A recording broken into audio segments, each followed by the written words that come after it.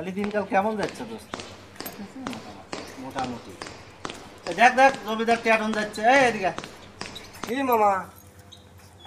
শুনলাম তুমি বিলে সিরাজগঞ্জ জেলার মধ্যে 1 নাম্বার ট্যাটু। অবশ্য আমি জেলা না, বাংলাদেশের মধ্যে 1 নম্বর ট্যাটন। তাই নাকি? হ্যাঁ। তাহলে তোমাকে আমি একটা প্রশ্ন ধরি, 100 গ্রাম মরিচ যদি 15টা মহিলাকে বাইট পের দেওয়া যায় কত সময় লাগবে?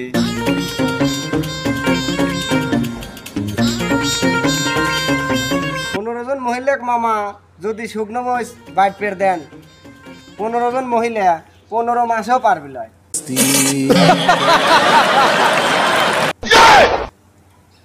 বুঝলাম না, বিষয়টা বুঝো কম।